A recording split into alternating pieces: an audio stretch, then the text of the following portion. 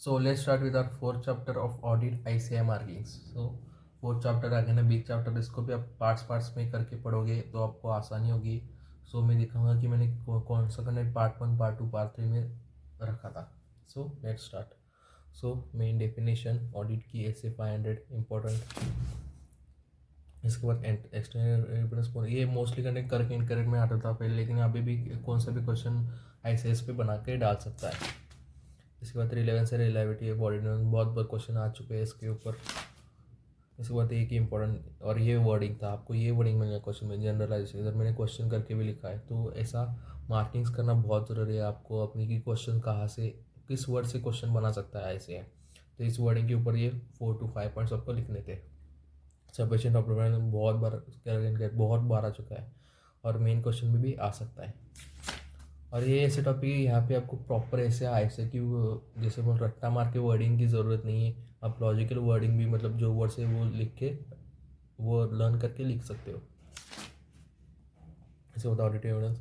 ये new content था, मतलब पुराना कंटेंट है, लेकिन इसको अलग तरीके से इन्होंने प्लान किया था, मतलब पॉइंट वाइज दिया था ऐसे। तो इसके ऊपर आई थिंक RTP MTP में भी ये क्वेश्चन आया हुआ था। उसके बाद फैक्टर्स, ये क्वेश्चन बहुत बार आ चुका है। सफिशिएंसी में भी अफेक्टेड बाय फैक्टर्स, तो इसके ऊपर क्वेश्चन बहुत बार आ चुका है। इजी कंटेंट है। इसके बाद ये सारे ऑडिट प्रोसीजर से, इसके ऊपर PYQ की कौन कौन से भी 4 एक्सप्लेन कीजिए, तो आपको हर एक ऑडिट प्रोसीजर में से एनी 4 आप लिख सकते हैं विथ एग्जांपल्स। इसके बाद ये कंटेंट, ये कोई तो एग्जांपल ऐसे नहीं दे, उसके ऊपर PYQ same to same question उठा के PYQ में आ चुके हैं 4 मार्क्स के लिए। आपको बस ये चीज़ें लिखनी थी। इसके बाद नेगेटिव एसर्शन, इसके ऊपर करेक्ट इनकरेक्ट होता। ऑडिट रियली न्यू टॉपिक था, और इस पर क्वेश्चन आना ज़्यादा चांसेस है। नवंबर में, पता नहीं नवंबर का पेपर में देखने नहीं, इस पर न्यू करने तो इससे क्वेश्चन तो बनेगा ही बनेगा। इसके बाद मैनेजमेंट एक्सपर्ट, ये इंपॉर्टेंट टॉपिक था। ये न्यू टॉपिक, इधर जो भी न्यू टॉपिक उधर मार्क किया मैंने। इधर क्वेश्चन भी बना के रखिए कौन से और वे में ICS के ऊपर क्वेश्चन बना सकता है। इसके ऊपर RTP MTP में भी क्वेश्चन आता है, शायद May 24 RTP में शायद इसके ऊपर एक क्वेश्चन भी आया था क्या, आइटम सिलेक्शन का। तो इधर से आई थिंक ये आया था, ये selecting specific item high value, ये क्वेश्चन May 24 में आया था। इसके बाद relying work of management expert, इसके बाद ऐसे 610, ये पूरा का पूरा नया ऐसे था जो कि फाइनल से इधर आता, तो इसके ऊपर भी क्वेश्चन आने की चांसेस हाई थी। तो इसके ऊपर भी सारे मार्किंग्स कर गए। इधर फिर से देखिए एक पैराग्राफ टाइप कंटेंट है, इसको अगर आप खुद से पॉइंट वाइज में लिख लोगे तो आपको लर्न करने में आसानी आएगी।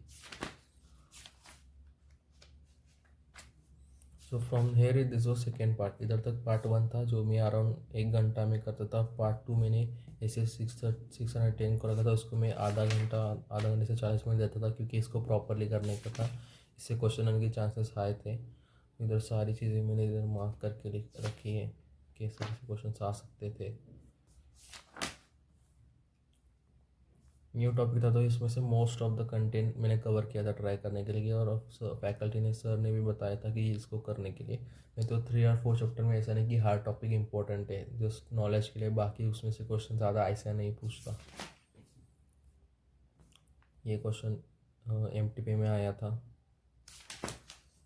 ऑडिट सैम्पलिंग, दिस इज ये पार्ट 2 कह सकते हो कि आप इधर से प्रॉपर चलो 610 भी पार्ट 1 में इंक्लूड कर सकते हो। तो इधर मैंने लिखा कि इधर से पार्ट 2 है।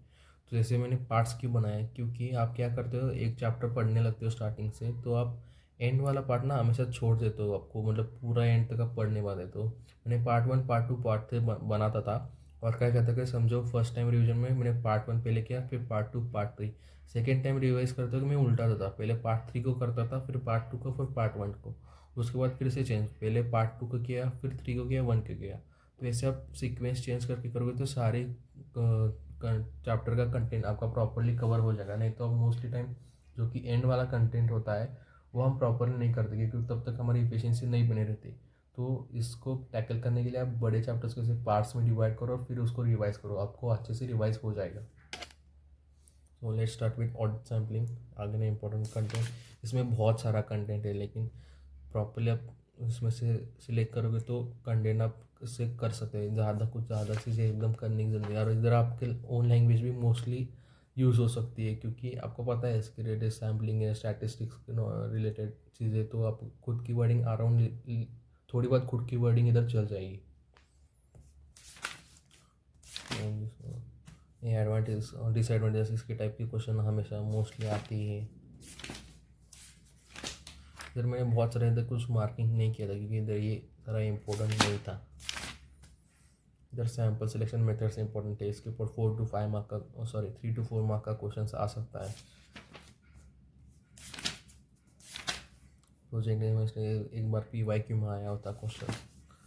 सो this is the part 3 now from the essay, जो 500 सीरीज़ के आगे के एसेज है, 501, 510, 505 वो सारे।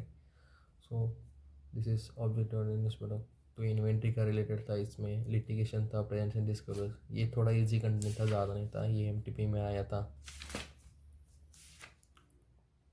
ये भी आया था MTP में। लिटिगेशन एंड क्लेम्स, ये छोटे छोटे टॉपिक थे, इसमें से आसान थे। ये RTP और शायद ये पेपर में भी आया था।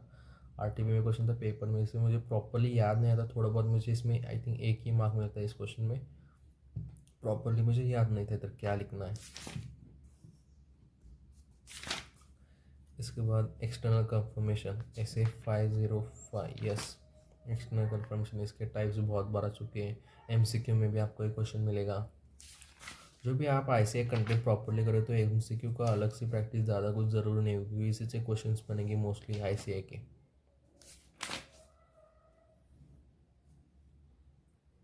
मैनेजमेंट रिव्यू, अगर मैनेजमेंट अलाउ नहीं करता तो ये वाला भी क्वेश्चन इंपॉर्टेंट था। जब भी मैनेजमेंट रिव्यूज़ करता है तो हम क्या क्या प्रोसीजर यूज़ कर सकते हैं, ये सारी चीज़ें इंपॉर्टेंट है। नेगेटिव कंफर्मेशन पे क्वेश्चन आया हुआ है, ऐसे 510 ओपनिंग बैलेंस, इसमें से ये वाला क्वेश्चन आया हुआ है बहुत बार आया ये क्वेश्चन RTP, MTP, PYQ में ये क्वेश्चन आया हुआ है। रिलेटेड पार्टी ऐसे 515 नया कंटेंट था ये, इसमें से तो क्वेश्चन आने के चांस थे। ये आप इन अपने अकाउंटिंग स्टैंडर्ड्स में भी ये वाली डेफिनेशन पढ़ चुके होंगे। उसके बाद ये नया कंटेंट था। तो ये छोटे छोटे टॉपिक्स थे बहुत सारे, लेकिन इंपॉर्टेंट है। इससे 3 मार्क्स का क्वेश्चन तो ऐसे आप बना सकता था। ऐसे 520 ये बड़ा ऐसे था, लेकिन इसमें से थोड़ी चीज़ें इंपॉर्टेंट है। बहुत सारी चीज़ें पहले दे के रखे हैं, पहली बार पढ़ के समझने के लिए अच्छा, लेकिन इसको प्रॉपरली लर्न करने की एग्ज़ाम रिलेटेड ज़रूरत नहीं है। अगेन एक ऐसे एग्जाम्पल जो कि PYQ में आ चुका है। इधर से मेन कंटेंट चालू होता है इसका, एनुअल डिपोजिशन प्लानिंग। इसके बाद फैक्टर्स, सब्सटेंटिव ऑडिट प्रोसीजर्स के लिए कौन से फैक्टर्स, SAP के फैक्टर्स इंपॉर्टेंट है, ये क्वेश्चन आया हुआ है। इसके बाद टेक्निक्स, फिर से techniques available for SAP, very very important. इसके ऊपर MCQ बहुत बार आ चुके हैं, करेक्ट इनकरेक्ट आ चुके हैं। Analytical procedures used as substantive test, ये भी आ चुके हैं। इसके बाद रिलायबिलिटी ऑफ डाटा, ये जो पीछे का कंटेंट है मोस्टली सेम ही है, इसी टाइप के क्वेश्चन आ चुके हैं। इस बार investigating results of analytical procedure, इसके ऊपर भी क्वेश्चन आए हुए हैं। So this was chapter number 4 for you. इसको जैसे मैंने पार्ट्स में ब्रेक करके पढ़ा था, इसी तरीके से पढ़ेंगे, और प्रॉपरली अगर कोई फैकल्टी ने, आपके फैकल्टी ने जैसे बताया उस हिसाब से पढ़ेंगे प्रॉपरली, तो ये 2 वीक चैप्टर्स 3 और 4 आप अच्छे से कवर कर पाएंगे। इसमें से क्वेश्चंस भी बहुत सारे आते हैं, वेटेज है इसका अच्छा, तो इसको प्रॉपरली कीजिए ताकि आप अच्छा स्कोर कर सको ऑडिट में। कोई डाउट हो तो ज़रूर कमेंट में लिखिए। चैनल को सब्सक्राइब कीजिए और इस वीडियो को अपने सारे दोस्तों का साथ शेयर कीजिए। Thank you. आई होप कि ये वीडियो आपको पसंद आया हो। प्लीज़ अपना फीडबैक कमेंट सेक्शन में लिखिए, आपको वीडियो अच्छा लगा, बुरा लगा, या आपको कौन सी और चीज़ें नहीं चाहिए, ये चीज़ भी लिखिए। और मैंने एक चीज़ सुनी है कि अगर आपको कोई भी वीडियो देख के उसका डबल बेनिफिट उठाना हो तो आपको 3 चीज़ें करनी पड़ती है। पहली, उस वीडियो को लाइक करना पड़ता है, so please like the video. Second, उस वीडियो को कम से कम अपने 3 दोस्तों के साथ शेयर करना पड़ता है, so share it with your friends. And third, उस चैनल को सब्सक्राइब करना पड़ता है, so subscribe to my channel. बन जाएगा। Thank you for watching.